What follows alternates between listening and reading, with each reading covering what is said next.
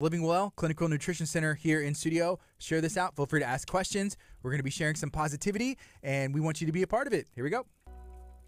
Good morning. This is KHEA Radio, 99.5 FM. It's Kickstart. My name is Gardy. I have the Dr. Aaron Chapa with the Living Well Clinical Nutrition Center in studio, based out of beautiful League City, Texas. We're going to be sharing some positivity and how you can heal your body without the use of drugs and surgery, taking a natural approach that is kind of easy to do, but it's sometimes difficult not to get easy, started. Right? Sometimes, that's right. It's simple but not easy. Yes. But dude, I just like, it is exciting to be on the radio and to be able to share health and wellness with people. People, it's a very popular subject these days. People are becoming more and more aware.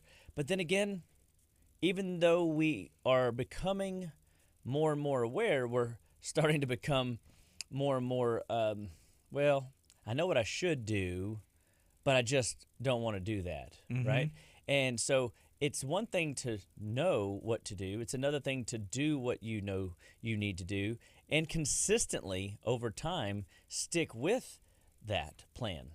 Because, at all points in time with marketing today, we are being sold something, and the food industry is definitely in the marketing business, trying to get you to buy something at eye level, something that's, tickles the kids' eyes in order for them to grab hold of it. And typically it's loaded with processed ingredients, fake ingredients, make-believe ingredients. And I like to say that if you eat make-believe food, the best you'll ever have is make-believe health.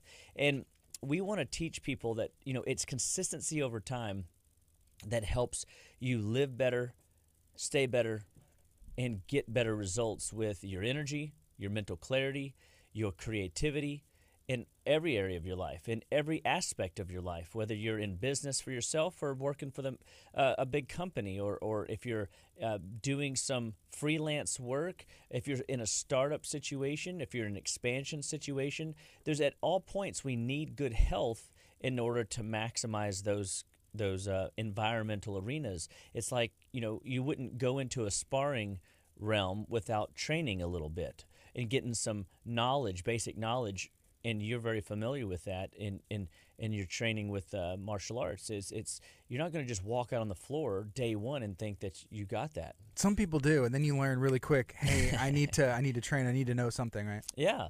And then every time you put yourself back in that environment, every time you go back in the competition ring, you get a little better, a little better, a little better. But still realize the more you know, the more you don't know. The more you don't know. I mean, and so it's easy to talk, out what it is to live healthy and be healthy. It's another thing to actually live it out and to choose wisely more often than you don't.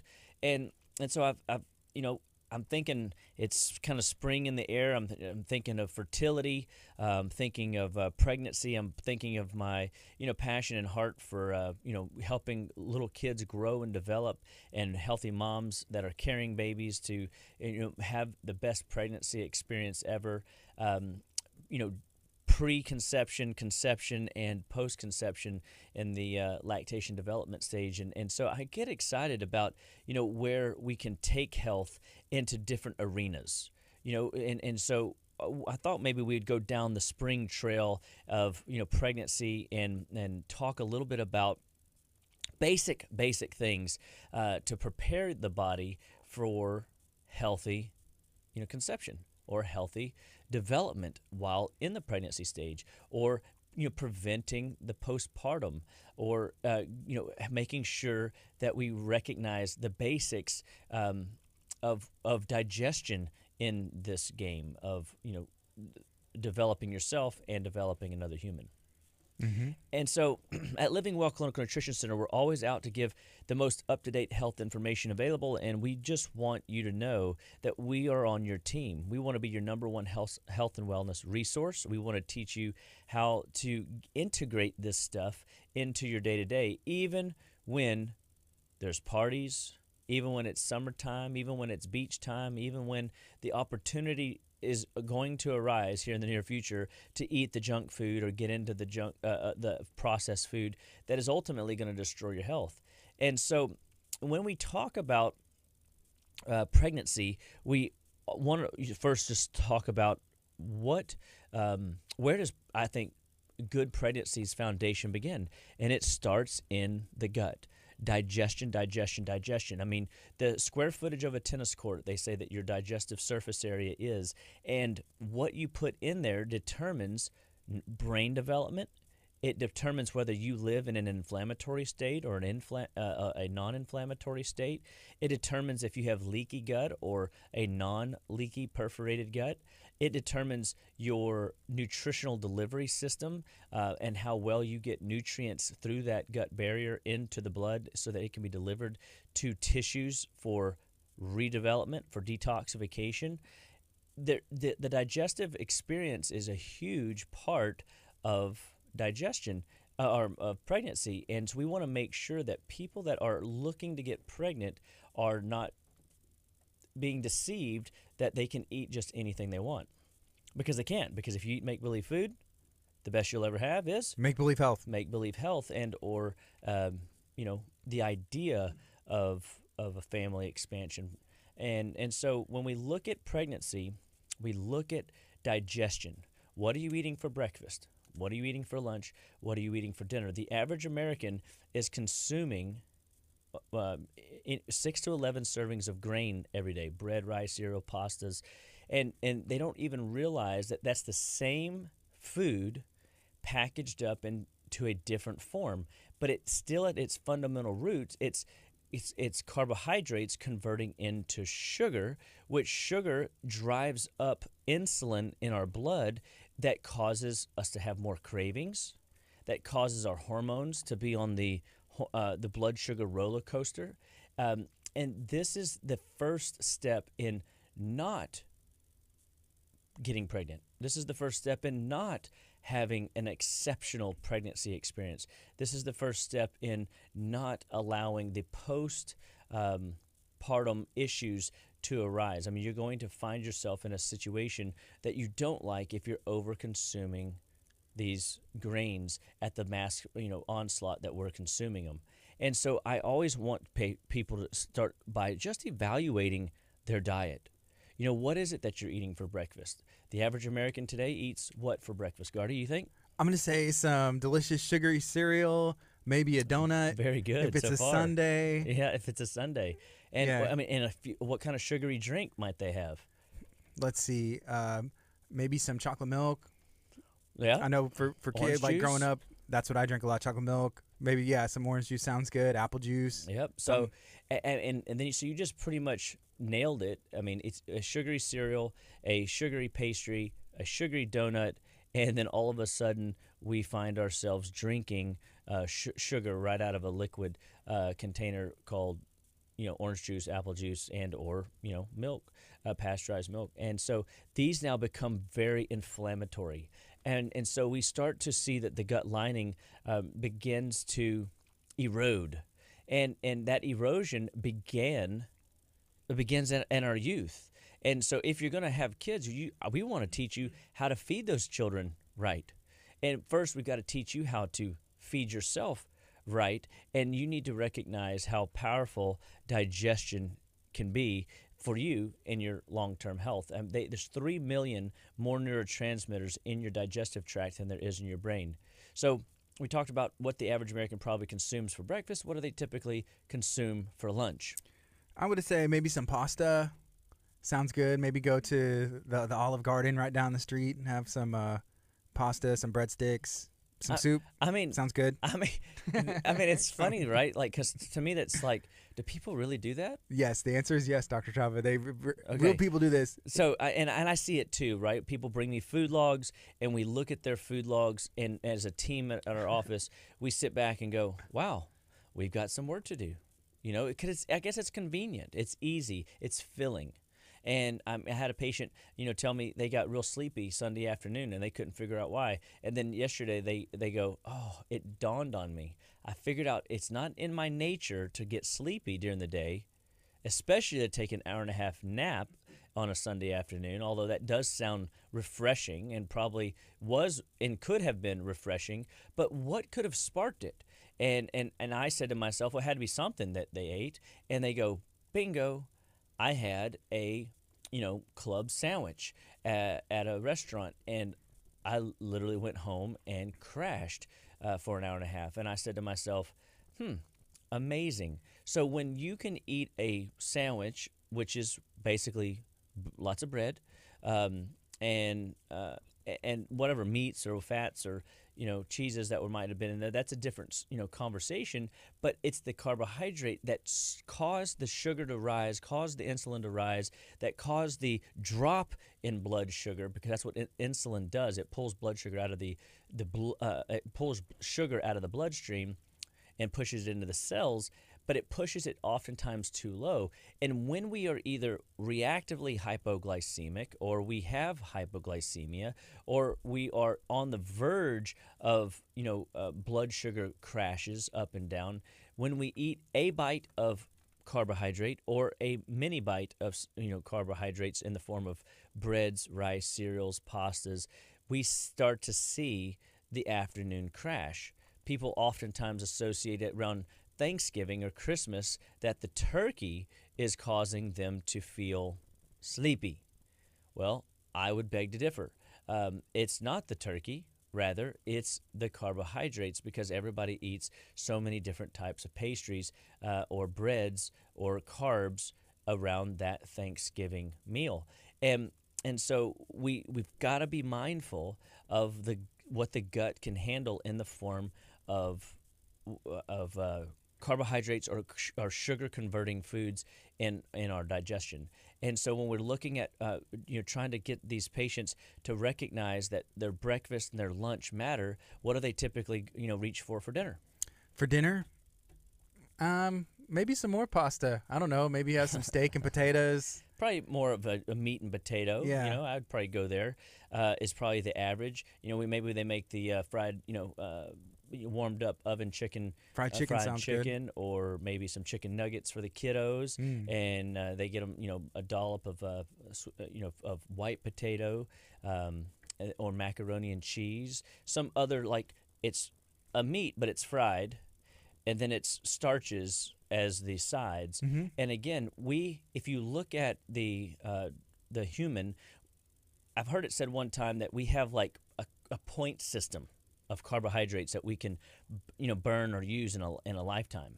And most people burn their carbohydrate point system up before they're 30. And I think that's why people oftentimes feel 30. They go, when I was 29, I was great. Right, yeah. But at 30, life changed. And I'm like, how does a day change a person? It doesn't. But it does indicate that the body is indeed wearing out. The body is, deteriorating and in some respects accelerating on that aging process. And at 30 years old, that is like where most people are starting families. You know what I mean? Right. And so not a good time to run your macro carb points out for life expansion, for family expansion. And so we got to look at digestion. So when we talk to people about digestion, we look at inflammatory foods. Inflammatory foods are going to be wheat, barley, rye, all oats can even be in that category. They're going to be in the refined flours, the enriched flours. If you see those words on the label, you're eating processed food, and these are inflammatory to the digestive tract. If you're a beer drinker, there's gluten and wheat in that. I've seen patients say to me, I got a stomach ache every time I drink beer, and I'm like, well, why are you drinking the beer right now? And they say, because I'm thirsty. Yeah. To keep it real. And I'm like, but you just told me it gives you belly pain. Right. And it's just like they're not up against their precipice yet where they have to change. The goal, guys, is not to ever be backed into a corner. I mean, you ever put a cat in a corner and they want to claw their way out. And so we look at the modern American diet and we recognize inflammation. The second inflammatory food, dairy products, milk, cheese, yogurt, sour cream, ice cream, creamy dressings, cream in your coffee. These are things that create stress in the digestive tract, and those things create a sympathetic push. Sympathetic meaning overdrive, sympathetic meaning overstressed, and excessive amounts of cortisol, which continues to push blood sugar up, which then causes insulin to pump up, which then causes blood sugar to crash, and then you get cravings, and then you're pushing this the spiraling cycle to have a blood sugar fluctuation day in and day out. That is in and of itself the dietary effect of inflammatory foods or overindulgence in carbs or processed food or fake food that creates one major component of why people can't get pregnant, people get pregnant and can't maintain a pregnancy, or once they are pregnant, they have just a trouble themselves. Bad first trimester, challenging second trimester, relentless excessive weight gain into the third trimester, gestational diabetes, all through, early bed rest. These are all things that we can prevent if we are monitoring these inflammatory foods as well as monitoring these blood sugar fluctuations and spikes. And so we look at soy, we look at corn, we look at the top 4 most inflammatory foods: wheat, dairy, corn, and soy. And if we can manage those inflammatory foods and keep that burden off the mom and or the woman that is trying to get pregnant, all of a sudden we increase our likelihood of balancing out brain chemistry, because there's 3 million more neurotransmitters in your digestive tract than there is in your brain. So the healthier the digestive tract, it would make good sense that you would have a healthier what? Brain or nervous system. And therefore, better brain, better communication downstream. Better brain, better communication downstream, better response into the cells. The cells then communicate messages back up to the brain through feedback. And there's this constant work towards a healthy vibrancy, that when you have a healthy vibrancy, we start looking at the result of growth or development or expansion. And so when we look at pregnancy, we've got to talk first diet. We got to talk about hydration. Are you drinking enough water? Are you running around dehydrated, drinking the wrong stuff that dehydrates your body?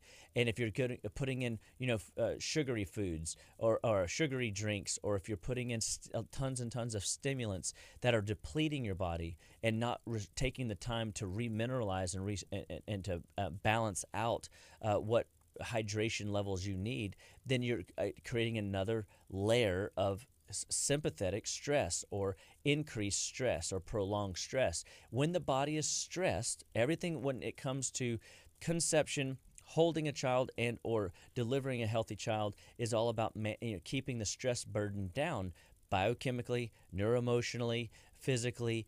And we want to make sure that, when we're talking about hydration, that we're not overheating and getting a stress response there, or demineralizing ourselves due to the wrong substances coming in our body that deplete our body of key healthy nutrients.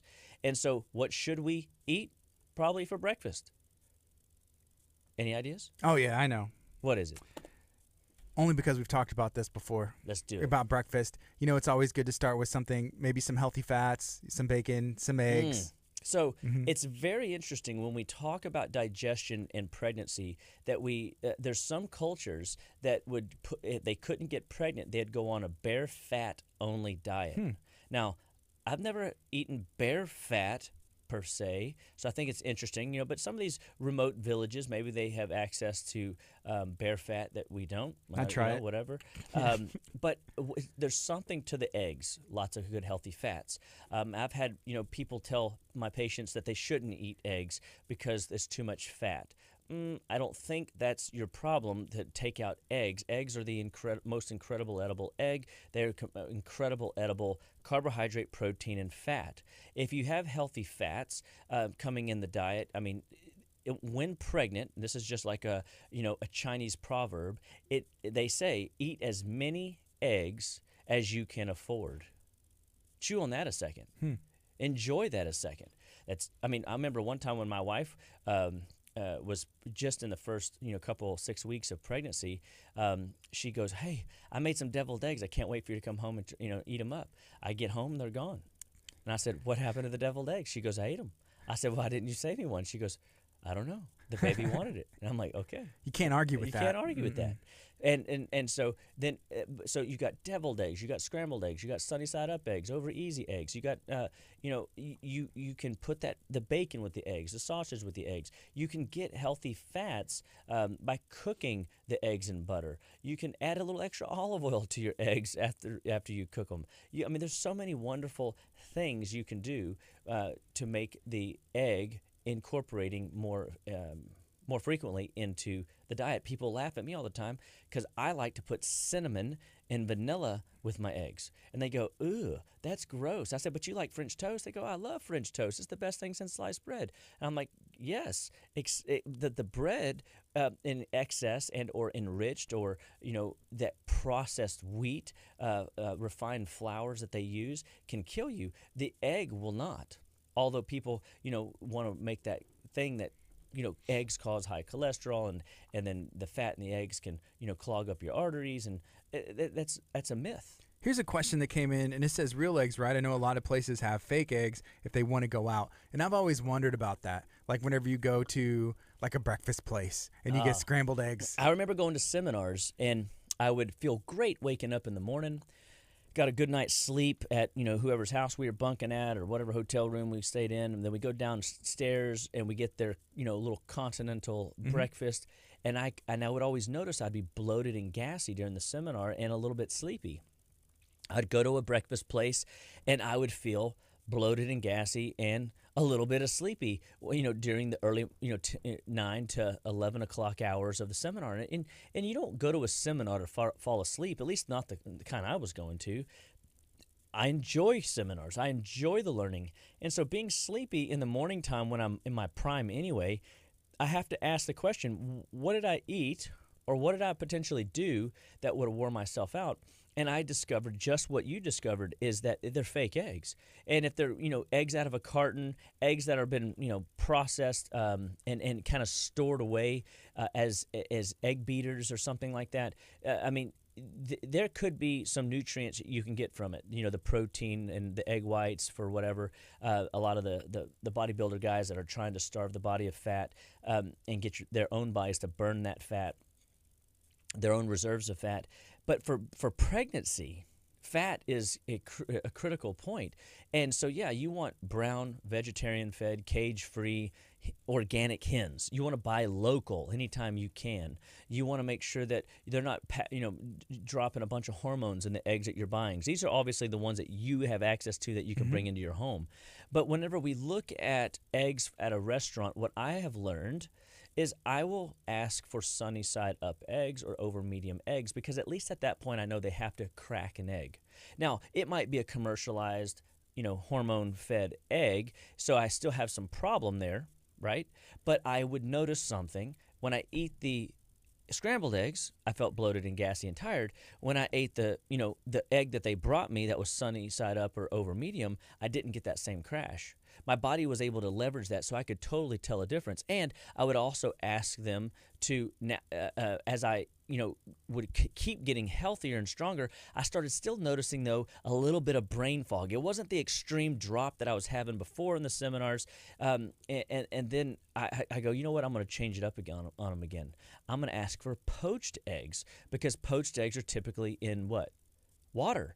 And so they're cooked in water. They're not cooked in oil. Now, but I thought you said the fat was good for you, Dr. Chapa. I said, yes, I did. The egg is the incredible edible egg, and it has the perfect balance of proteins, fats, and carbohydrate. But when you take a bad oil, a soybean oil, a canola oil, a highly rancid processed vegetable oil, and you squirt that stuff all over the skillet like they do at the little chef omelet table, and it looks really cool, and it tastes really good. But the problem is that oil can bog down your liver, your lymphatic system, which can then create a sluggishness in the way the body is working through that digestive process. The liver's having to work overtime. A lot of blood stays down in the gut, and then lack of blood flow to the brain means brain dead, brain fog. brain fatigue, can't remember names, numbers, or words, can't focus, can't concentrate, get a little bit hyperactive, a little bit ADD, ADHD, where are we going to go from here, right? So the brain starts misfiring whenever we start having these bad oils being put in our diet. So making them poach my egg all of a sudden changed the game again.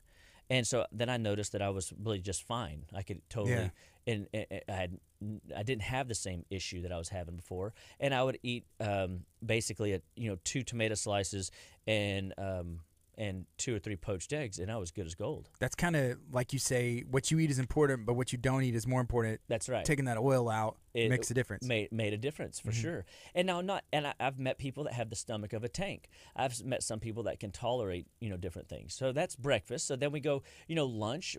Typically I would be reaching for vegetables and a meat. A grilled meat of sorts, something that wasn't deep fried, something that wasn't put in those bad oils, number one, and typically, number two, if it's grilled, they're not going to be dousing it with marinades and things like that.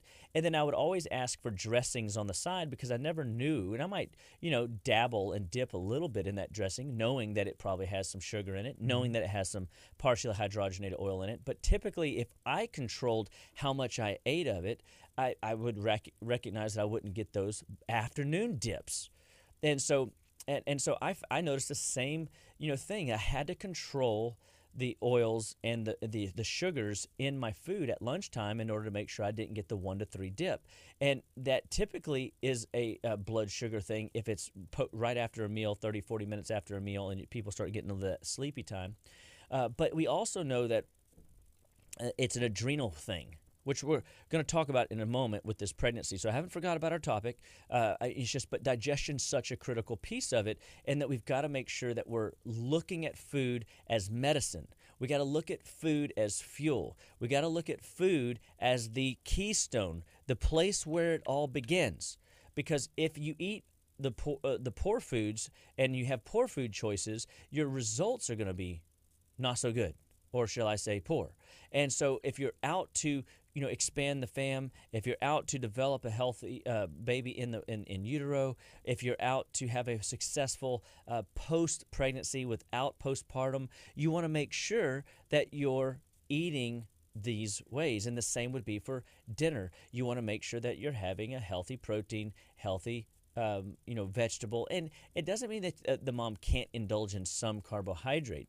It just is how and when we put them. I would typically add an Ezekiel type bread or a gluten-free bread earlier in the day, and I would eat my vegetables and my protein first, and then incorporate that little bit of bread towards the middle end of the meal in order to buffer that blood sugar spike so that I'm not creating the stress on my blood sugar management system, which is a complete digestive faux pas whenever you allow that's why you don't want to eat dessert before your meal, because if you get that spike in blood sugar, your system is now in chaos, and chaos creates high cortisol, and high cortisol levels shut down the reproduction system because the body feels stress. And so we want to calm that system down, and we don't want to go into a night cycle. So if we had this big, carbohydrate-rich meal going into the nighttime cycle, we might find ourselves not sleeping as deep as we would like. And then when you're not sleeping as deep as you would like, you have another layer of problem whenever it comes to getting pregnant, maintaining a pregnancy, and developing a healthy pregnancy, and having a healthy post-pregnancy for yourself and your family. And so the last thing we want mom to do is to crash and burn at the end, or have trouble during the middle, or struggle maintaining a baby, and or not ever being able to get pregnant. So these are all very frustrating things that people suffer with and go through, and we've got to look at that diet and its consistency over time. Just because you had one good week doesn't constitute everything working out. It typically takes approximately 90 days of good food living, 90 days of good food living to reset the female cycle in a positive direction. So whenever I take patients that have really irregular periods, irregular cycles, I am confident that if I put them on the day they see the menstruation beginning, the bleed cycle beginning in that day one factor, if they would go on a vegetable-only diet, not fruit, vegetables, raw, cooked, steamed, grilled, I don't care how they do it, olive oils, healthy avocado oils, avocados. I mean, getting these rich nutrients in this case, I take away the animal proteins and animal fats because I want to maximize energy to the hormone system, decrease the amount of energy it takes to break down the food, and teaching a person to eat raw, slightly steamed, slightly grilled vegetables, it takes stress off digestion. By taking stress off digestion, you start to see the body manage the cycle in that 5-day window effectively. The second cycle is much more regular within that appropriate window of time, and the cramps are less, the body aches are less, the mood swings are less. And then by the third cycle, they go, oh, I didn't even realize I just had a cycle. Here we go. So, and then they shift right back into it. And so they're, the morning of day, sometime in the afternoon, they just shift right into that vegetable-only diet. In 3 cycles, their body is maintaining it. Approximately takes 90 days to reset the cycle of a female via the diet. That's cool. I mean, I think that's a fair assessment of time, especially if you've spent the last 25, 35 years eating, I don't want to say garbage, but eating processed food and garbage. Here's a question that came in, and it says, what about dessert and food cravings? And, whether someone's pregnant or not, those are things that happen. Yeah, I mean, for all of us, men, women, children, the cravings are an indication that your blood sugar stability is off. You're not putting enough logs of blood sugar stability in. What is a log of blood sugar stability? That would be protein, that would be fat. Fat has zero impact on insulin, which some people say, carbohydrates are bad and you should never eat carbohydrates. It's really insulin that's the problem. When you have excessive amounts of insulin floating around in your blood, you have low blood sugar. And when the blood sugar dips below a threshold on the low side is whenever you get the emergency, I need more sugar, because sugar isn't in and of itself bad. It's the one type of sugar we get into. It's the excessive amounts of sugar we get into. It's the frequency for which we get into. But what happens when I deal with patients that have high level of craving, I know that they have an insulin resistant problem, meaning that they have too much insulin and it's constantly pushing in the blood and it's constantly pushing the blood sugar in the blood down, and the body is sensing an energy crisis about to come on, a rolling blackout, the brain to kind of go foggy, and the body doesn't really like that. So like that patient I was saying earlier that ate the sandwich and then and crashed out for an hour and a half, I've had a patient that as I gave him permission to have, hey, look, eat a bite of cake and just get it over with. It's not going to hurt you. Oh, I was wrong. It crashed them.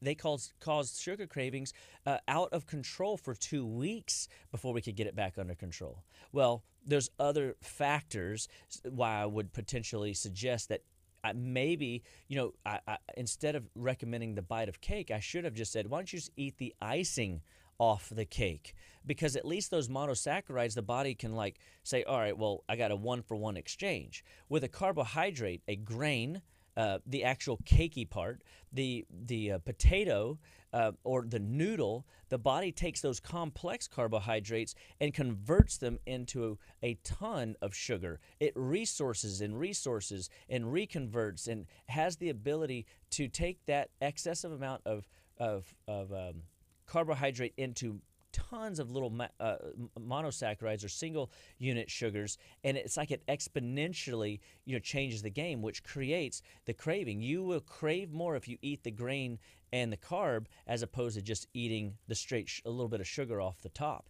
in that case. Now that there's other factors, like I said, that could be bacterial, it could be parasitic and fungal, yeast overgrowth that will create cravings. And so all the more reason we've got to start looking at diet as food as medicine, but that's where the clinical nutrition comes in. That's where we come in along your side and help you navigate, all right, which herbs do we need to give to the pancreas to regulate the beta cells? things like gymnema. We use a product that's got high levels of chromium or zinc in order to maximize pancreatic function and blood sugar function and craving management. This is a very powerful tool. We come in and support the adrenal glands and help the adrenal glands manage the blood sugar, because that's what one of their jobs, many jobs. And if we can get a stronger adrenal system, you will crave less. We then look at your diet and show you, circle, highlight, make note of what foods are driving that sugar craving. And then we start saying, all right, let's see if we can replace this food with this. Let's put a protein, let's put a fat, let's put, things that don't spike that insulin, don't spike that sugar insulin crash, and then all of a sudden we start to see the cravings begin to melt away, and that it comes through healthy logs on a fire, or that blood sugar stability factor, the protein and fat. So I might have patients go on a keto diet. I might have patients go on a very limited carbohydrate intake diet, but a lot of times I might just start somebody at eating a healthy breakfast and then a shake mid-morning and mid-afternoon. Those three things, and whatever they do for lunch and dinner, I work with, right? Because it's hard sometimes for people to make some of these dietary shifts, isn't it? Yeah. And so I try to make the gradient low enough where they can actually navigate where their health is going while the engine's running, like while life is happening, while the anniversaries are coming and the summer's coming and the parties are coming and the life events that they don't want to, not partake in or participate in. Hey, you ate, there's a party on Friday and Saturday. Well, let's make sure that we eat perfect Monday through Thursday. And then if you eat the food, those meals, it's one meal on Friday and one meal on Saturday. It's not all day Friday. It's not all day Saturday. And then you can come right on Monday morning and start what we call a intestinal cleanse number 2 protocol, where we clean up the house. Well, if you had a party at your house, would you clean it up, Gardy? Yes. Yes, because you don't want your wife to, lay the smack down on you and say, you think you're good in the ring, but let me show you a thing or two for not, taking care of business and cleaning this house. Right. And so why wouldn't we take the same responsibility and clean our own house? Why wouldn't we clean up our digestion, especially when they say it has the square footage of a tennis court? I mean, shoulder to shoulder, how many of us that are listening could shoulder up onto a tennis court? A bunch, right? Well, if there's that many of us that can shoulder up on a tennis court, and that amount of square footage and surface area is what is in your digestive tract, that's a lot of absorptive square footage. And if you're caked up, gummed up, clogged up, or leaky, and you've got holes and perforations in that gut lining, I mean, that's a lot of work for your body to have to manage.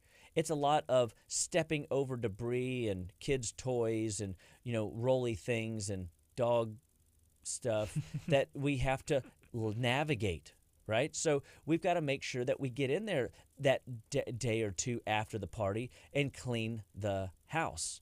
And so that brings us back. Let's talk a little bit. We talked enough, I think, about digestion, because I could just keep talking because it's such a powerful thing. Unless we have another question. No? Not right now. All right. So we cravings, we're going to come at it multiple ways in order to help you navigate that craving. But when we look at fertility, and this can be a segment talk that we do, we look at the next most important thing that we have to address, because we're trying to control what we can, and we want to manage stress through the endocrine system. Everybody say endocrine system. Endocrine system. Yes, I heard everybody echoing endocrine system in the background. And when we look at the endocrine system, that's let's translate that into hormonal system. Let's talk about that as the Hpa Axis. The hypothalamus, I don't know why they call it an Hpa Axis, because I'm about to tell you a bunch of other cool things. Hypothalamus, pituitary, thyroid, adrenal, ovarian axis. When that hormonal chain, that hormonal system is not working well, you're going to find irregularities in cycles. You're going to find irregularities in missing those ovulation moments, or having really rough patches where the body doesn't fully complete a cycle. It doesn't completely clean up the uterine lining at time of cycle. And these are all things that set the woman up to have inabilities to get pregnant or to maintain healthy, pregnancy at the time of conception. And so we want to make sure that the endocrine axis is potent, is strong, is mighty, is vibrant. And so we want to feed the hypothalamus, pituitary, thyroid, adrenals, and ovaries. We want to make sure the feedback loops from the adrenals to ovaries and the ovaries back up to the hypothalamus are in check, because what are they checking? They're checking sex hormones. They're checking progesterone levels, estrogen levels, testosterone levels, and making sure that the woman during that second phase has got a high progesterone curve, and that first phase low to high estrogen spike that will then trigger off the hypothalamus to release the luteinizing hormone and to get the ovaries to engage and release those eggs. So it's this big complex chain of events. It makes me think of those videos where some guy shoots a bow and arrow, hits a bowling ball, and the bowling ball it starts this chain reaction that goes through 5 minutes of an obstacle course to knock a ping pong ball into the bottom of a tin cup or something Down the stairs. Those are fun. I love those. And they're fascinating. Yeah. But that's the hormonal system. The hormonal system isn't like the electrical system, the nervous system, where we flip a switch and just things turn on and things turn off. The hormonal system is a chain of events that drives and creates function. So feeding the endocrine system from the pituitary level, the hypothalamus level, pituitary, which those are high in the brain, and the thyroid system, and then feeding that down into the adrenal system, then that regulates into the ovarian sex hormone system. We start seeing what we're after when that system is vibrant and potent. And we can control that. We can feed into that. We can use herbs to manage that. We can find mineral repletion notes that can help the adrenals do what they're supposed to do, so that the adrenal glands are managing stress and helping the ovaries manage sex hormones. And so whenever a patient has infertility, we don't always start with blood work unless we know they've got like a really long history of, but oftentimes we still don't see what we want to see in that blood work. And so that can be frustrating for patients. So we like adrenal test, saliva test. We like to look at a sex hormone panel where we're taking two measurements to evaluate the sex hormone curves, and so we can see, are we getting the healthy estrogen spikes, the healthy progesterone spikes? Are we seeing that the cycle is actually doing what it's supposed to? In some cases, we track it every couple 3 days in order to make sure that we're seeing every phase of curve action, and we're just taking saliva studies and to evaluate what's going on at these different times. And we can see a lot of really neat things with the sex hormones, sex hormone binding globulins, what the cortisol curve is doing, the stress management system, as well as the estrogen, progesterone, as well as the testosterone. And we want to make sure and maximize those curves, because that's what creates a healthy balance. That healthy balance, it creates the function that we're after, and that function leads to the result we want. And so ultimately, when it comes to pregnancy, we've got to be willing to feed the endocrine system, whether we're conceiving, whether we're getting through the first trimester, after conception, if it is maintaining and efficiently maximizing the second and third trimester, so that we don't find ourselves postpartum depressed and having postpartum trouble.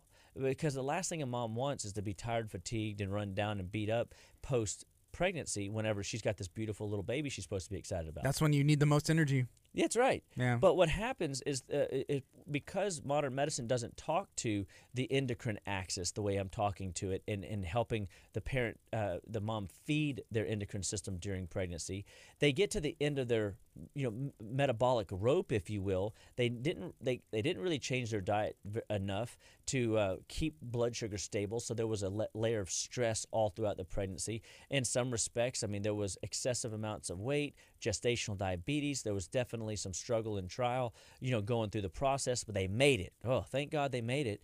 But now what they don't realize, and what they're not being told, is that the mom has been mooching, robbing baby's adrenal glands during the pregnancy. And so mom felt relatively okay during pregnancy, but now that the baby has come out, now that the cord has been cut, there's no more ability to mooch on those babies' adrenal glands. And guess what happens? Mom goes crash, burn. And postpartum sets in. They're tired, fatigued, depressed, agitated, irritated. They can't produce healthy milk supply. That hurts their body, their mindset all the more. They feel shame and guilt and condemnation and all the other things that moms put themselves through. Which we don't want you moms to feel mommy guilt. We know it's real. But we want you to know that we can help you navigate some of those things if we can support the endocrine axis. The endocrine axis, the hypothalamus and the pituitary, those two guys regulate the chain of events of your metabolic chain, and making sure that all the hormones, whether stress management hormones or sex hormones, are being managed according to the body's tissues and their tissues and their need and uptake. So it's one thing to get a hormone produced. It's another to deliver a hormone to the tissue, and it's yet another task and another desire for the cells to actually know what to do once that delivery shows up. I mean, if we keep receiving packages on the front porch at the rate we're all seeing them show up in the night or in the day or whenever they magically appear, and we never bring them into the house, well, we miss something, right? And so that's the story. It's not just producing them, it's not just delivering them, it's the uptake. It's the cells have to make sure that they are healthy enough to see, a delivery showed up, and then take that substance in and do something with it. Okay, again, the metabolic system, the hormonal system, the endocrine system, the Hpa Axis system is not like a light switch that you flip on and flip off. It is literally like a chain of events. This happens, this happens, this happens, this happens, and you get a result. And so we have to make sure that all those checks and balances are in place.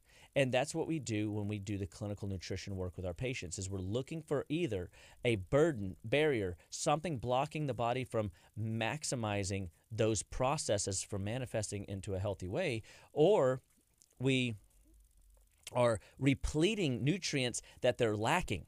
Vitamin A, vitamin D, essential fatty acids, like we talked about earlier. The fats are so important in helping healthy hormone production. Too often we've got people being put on statin drugs being low cholesterol drugs, and that they are depleting the female of healthy fats. They are disrupting the body of healthy cholesterol, and that is then sabotaging the production of healthy hormones. And so we want to make sure that we have healthy hormones. We got to have healthy fat. Healthy fat, we need also to have healthy cholesterol. If we don't have healthy fat, healthy cholesterol, we can't make healthy hormones, and therefore we are out of balance. Out of balance leads to the result we do not want. And so I want people to integrate the idea of what they can control. They can control food and drink. They can control the supplementing of the endocrine system, making it stronger and more robust. They can supplement and support the adrenal system, making it more robust, more healthy, more strong, so that when it's faced with a barrier, a burden, that it can more outperform it. Or if it faces a burden or a barrier, it can recover from it. Especially if you allow us to come on alongside you. And that's what we are. We're your health coach at Living Well. We want to get alongside you and help you see unemotionally what you can't see, so that you are positioning your chess pieces, strategizing a plan for your family's development and growth and expansion. And this is the part of the pregnancy game that we have to continually work on. And so, is there a male component to all this? Of course there is. But we start with these first two systems in both male and female: is diet, drink, snacking, not snacking, healthy fats, looking at those macros, making sure that the nutrients that they take in are dense and rich and full of life and vibrancy so that they have the vim, vigor, and vip in their bodies to perform at the level they need to perform at so that they get the result they're after. And then we support that endocrine system, again, things we can control, and then we remineralize, we make sure the fats are in place, and then we typically see the result we want at that point. Now, there are times where we see, other burdens, like on the thyroid, it's got too many metals or chemicals burdening it, or we see that the communication from the pituitary down to the thyroid, or the thyroid hormone feedback loop to the hypothalamus is off. And so there could be a metabolic glitch. And if there's a metabolic glitch upstream, it helps us know a couple things. There could be a problem with the thyroid, rare, but most of the time it's a burden elsewhere. It's a metal chemical. It's some toxin, something that the body cannot use in order to help the thyroid perform at the level it needs to perform at. And then we go down and we look at another system in the body that we see. It would be the liver system, the detoxification system, the liver's the giver system, the 1,500 different pathways the liver needs in order to perform and function optimally day in and day out.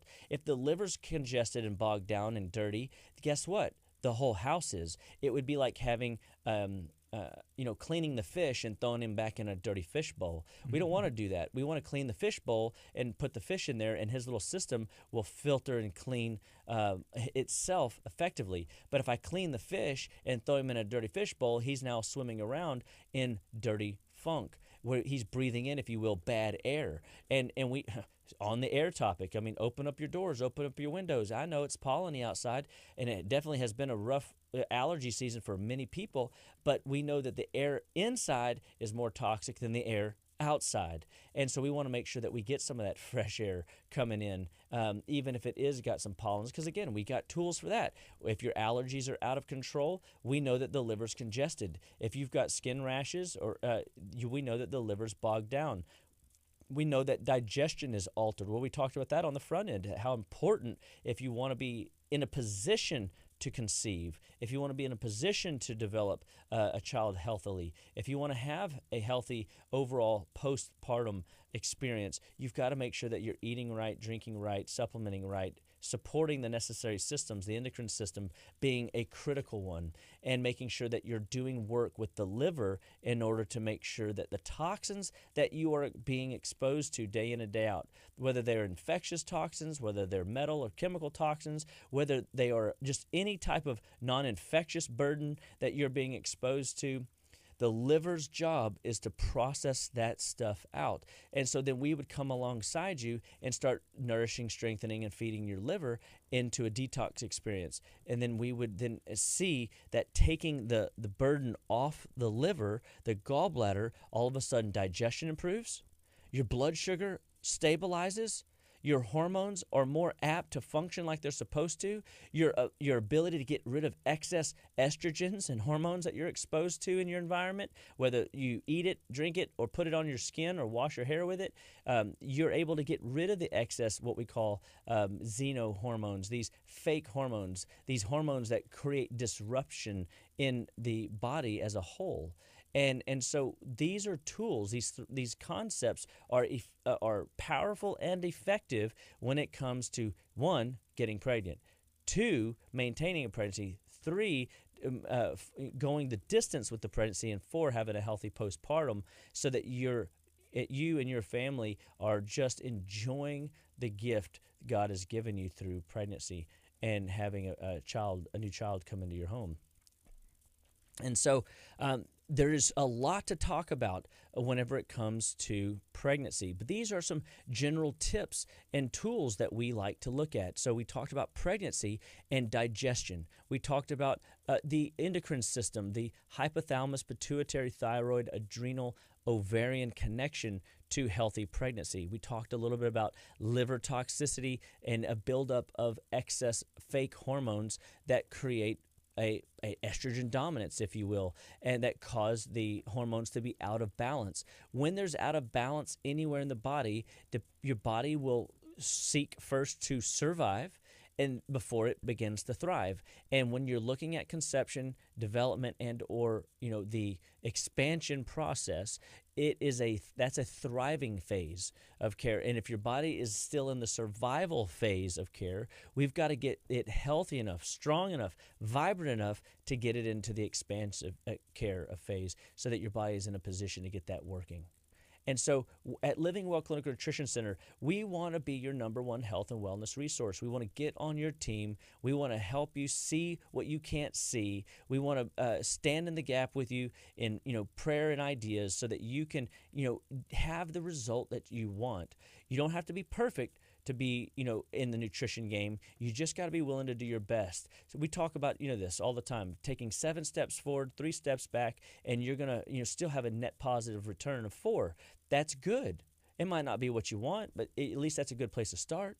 And as long as you're moving forward, you're not moving backwards. You know what I mean? Mm-hmm. So typically they would say, John Maxwell always says, like, when you're on a hill, if you are stopped, you're probably going to start sliding backwards. You don't ever stop when you're going uphill. You just got to keep driving, keep pushing, keep moving. One step, keep going, left foot, right foot, make it happen. And the same, so the concept goes, we start with a healthy breakfast. I was really happy and proud to see that before school this morning, all my kids are bright-eyed and bushy-tailed, running around the kitchen like little banshees making their lunches. And they are, Dash had already eaten his eggs. He had made some eggs for his sister. The other 2 kids had egg bites. I mean, they were eating healthy protein, fat, meals. They're going to have a better morning at school this morning, and setting themselves up for a good lunch and then a healthy afternoon. They still eat junk food. They absolutely do. They're not perfect by any means. And I got a little one that loves to skip out on her eggs and go would rather wait for a healthier, still sugary snack, right? And we have to go, no. We got to teach the youth once we have them on the backside of the pregnancy and development phase into the life phase. Now we got to start showing them the difference between real food, make-believe food, sometimes foods, and all the time foods, so that they know beyond a shadow of a doubt that the things they put in their body more often are things that are going to build them up, things that are going to lift them up, things that are going to help their body perform all the days of their life well, and they don't burn out those carb points by 25 or 20. Some of these kids I watch, they eat so many carbs, I'm thinking, good gravy. What are we going to do with that one? And it's sometimes difficult. That's where we got to get the whole family involved. So we want to be your number one health and wellness resource for you and your family at Living Well Clinical Nutrition Center.